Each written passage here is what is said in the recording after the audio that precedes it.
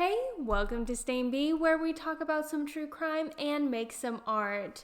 Last week we started on talking about Jack the Ripper. Here is part 2. If you haven't watched part 1, go over. It is linked down there somewhere. And without further ado, let's get into part 2. 3 days after the first letter was delivered, Elizabeth Stride was found on Berner Street on September 30th. She was found by Louis Diemschutz. This time, only her throat was cut, which many believe that Louis interrupted this third murder and the killer wasn't able to get his full trademark killing. But he didn't miss out on anything that night because 45 minutes after the discovery of Elizabeth's body, another body was found. In Minor Square, very close to the first victim of the night, police found the body of Catherine Eddowes. Her face was mutilated and her uterus and left kidney were missing. One of the few clues left behind by the killer was a piece of Catherine's apron that was found in the doorway of an apartment in Goulston Street, which happened to be between the two crime scenes. So there is a theory that the killer went back towards the first crime scene after killing Catherine, through police who were looking for him. Honestly, I think that's kind of smart to go back because who is going to guess the killer would go back towards a crime scene that was being investigated? Unless the police are questioning everyone they see and they find a dude with blood all over himself, probably holding a uterus and a kidney behind his back. There was also a message written in chalk near the apron piece that said, "The Jews are the men that will not be blamed for nothing." Police weren't sure if it had anything to do with the case though, and kind of assumed that it was just some anti-Semitism stuff, so they took the message down anyways. Although because of how easily the killer seemed to move around and avoid suspicion, many people believe that the murderer could have lived in the East End area. There is a river, I'm pretty sure, around there somewhere. I would have to look at a map and figure it out. But I feel like you could kind of easily, or at least more easily, dispose of the organs.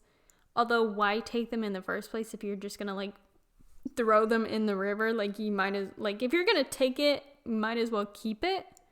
I also wonder why take the uterus. Maybe the killer had gotten the women pregnant and was trying to cover up an affair or something, although at that time, of course, they did not have any type of figuring out who the father was, so I guess it really wouldn't matter because how would they trace the kid back to you? But maybe it just seems like a weird thing to do, although killing someone also is not a normal thing, so I don't know why I don't know. I've always just wondered that if maybe he was involved with it or if it was, I don't know. Some people I think also think it could have been a woman. So it could have been a midwife or something that would have the anatomical knowledge that they would need to actually remove the uterus properly.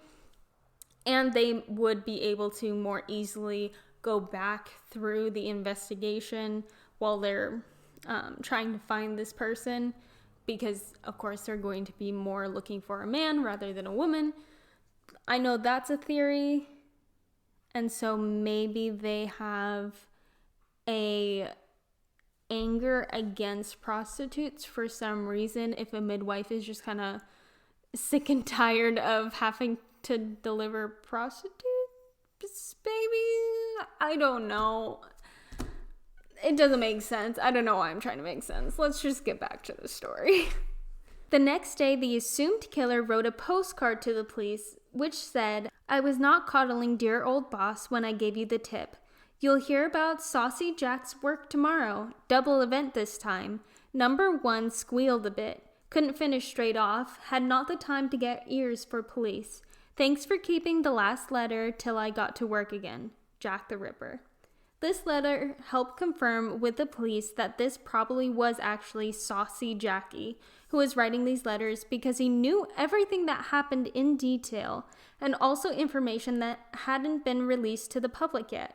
Starting October 13th, police spent a week searching houses in the East End area, but they didn't find anything. If the killer was living there, they would 100% know that the police were looking.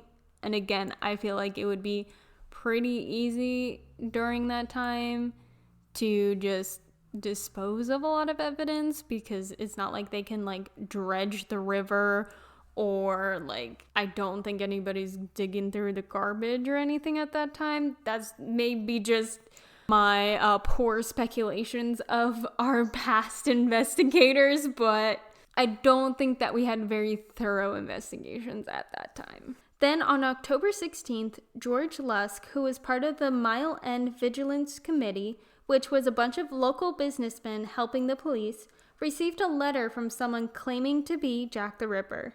It was signed "From Hell" and came with a little box that had half a human kidney in it. Turns out it was just a prank by a medical student. That is such a funny prank. I wonder if they got in trouble for that. I feel like that should be illegal. Like, you're impeding an investigation by sending false evidence. Like, I really hope that they were no longer a medical student and were just like kicked out of the program, because I wouldn't want that to be my doctor. I don't want a funny doctor. I want a good doctor. After a month, the final canonical victim was found. On November 9th, 1888, at 13 Miller's Court, a landlord seeking rent found the body of Mary Kelly in her apartment. This was the most gruesome of the murders, which is saying something. She was not only disemboweled, but according to her landlord, she was also virtually skinned down. Even with this new murder, the police had just as much evidence as they had at the beginning.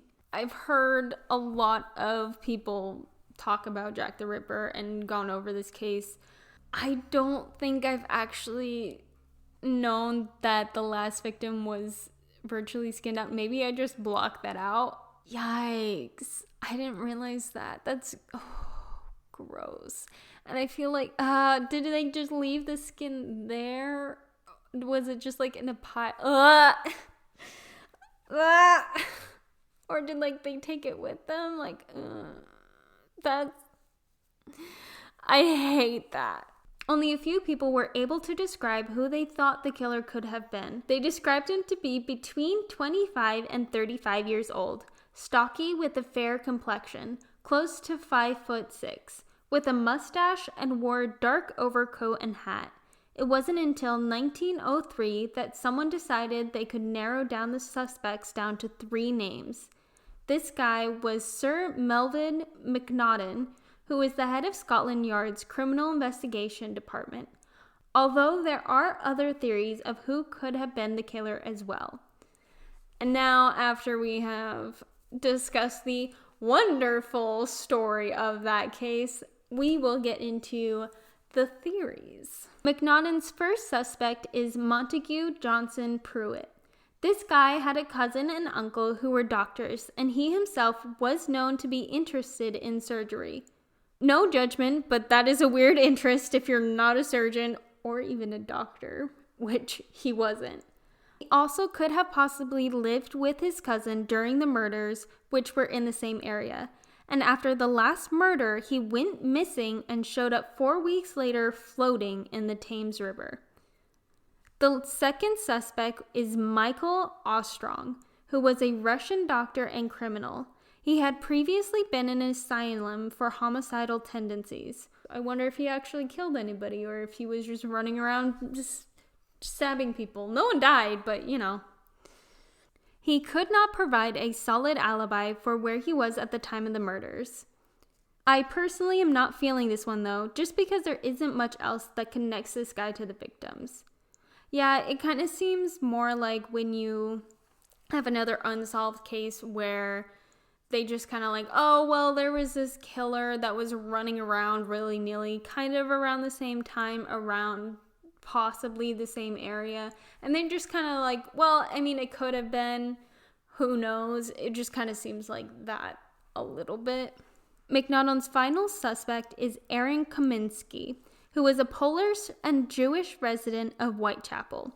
He was also in an asylum after the last murder until his death in 1919.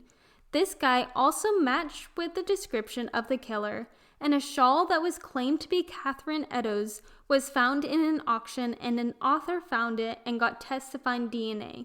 Some DNA was found to have matched Kaminsky, and a rare genetic mutation was also found in another set of DNA, which matched Catherine's DNA. But then the dude that did the test realized he made a mistake, and there wasn't actually a rare mutation, and the DNA could match with pretty much anyone. Yeah, this guy also seems like the last one, just kind of like a murdery type of guy who was just around the same area. Although both do seem like the only circumstantial evidence that I see is just they disappeared or went to an asylum right after the murders stopped. Another theory is that the killer was actually a lady. She probably would have been a midwife, so she could have enough knowledge of the human body, and it wouldn't be too suspicious if she had blood on her clothes. Also, if the police are looking for a man with a mustache, why would they suspect a woman? Although this one also doesn't hold up too well because the killer was seen to be a man, except if no one actually saw him, then how do they know that he was the killer? Yeah, because I have not at least heard any information on why they were looking specifically for a man. Another theory is that the killer was painter Walter Sickert, who was apparently obsessed with Jack the Ripper, and he had many paintings with titles like Jack the Ripper's Bedroom. Some paintings even portrayed the victims, and he would cosplay as Jack the Ripper. Super creepy. The only real evidence that would suggest Sickert could have been the murderer is analysis of a paper used by the killer and Sickert show that it was from the same paper run, which only made 24 sheets of paper. This next theory is, I think, my favorite, and you'll see why. This dude's name was Joseph Barnett, and he was Mary Kelly's roommate. He was supposedly in love with Mary and did not like her lifestyle, so he worked so she would not have to be on the streets. The theory is that Barnett resorted to killing prostitutes to scare Mary and get her off the streets. It worked until he lost his job, and then a fight broke out between the two when Mary brought home 2 of her prostitute friends, and he got upset. A window was broken and probably more. Barnett moved out soon after that. And then 10 days later, Mary Kelly was found dead in her apartment. His friends also called him Jack. Yeah, out of all of the theories, and I have heard this one before and I agree with Anna, like this probably was Jack the Ripper. He has connections, he has motive, there is circumstantial evidence. Like I am convinced that it was Joseph Barnett. It's like he's living with one of the victims, and then after that specific victim, the murder suddenly stopped. Like, it makes so much sense. Makes a little too much sense for it not to be him. But the last theory is a dude named James Maybrick. He was a cotton merchant, and he was alive when the murders took place. So I guess that automatically adds him to the list of suspects. The thing that makes him special, though, is that in his house there was a diary found by Mike Barrett under the floorboards with a page that said, "I give my name that all know of me, so history do tell. What love can do to a gentleman's born, yours truly, Jack the Ripper."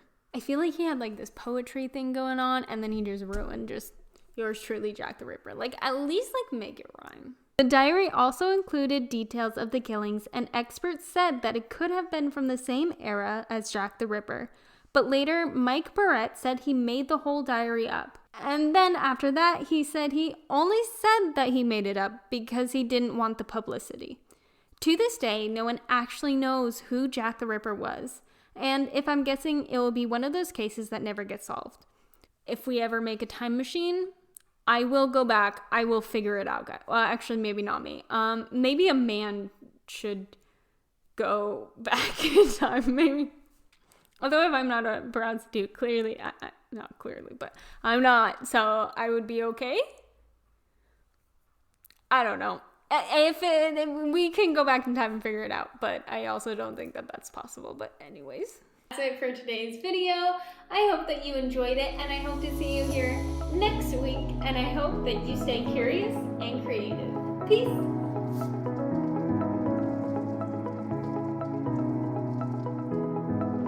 They described him to be 20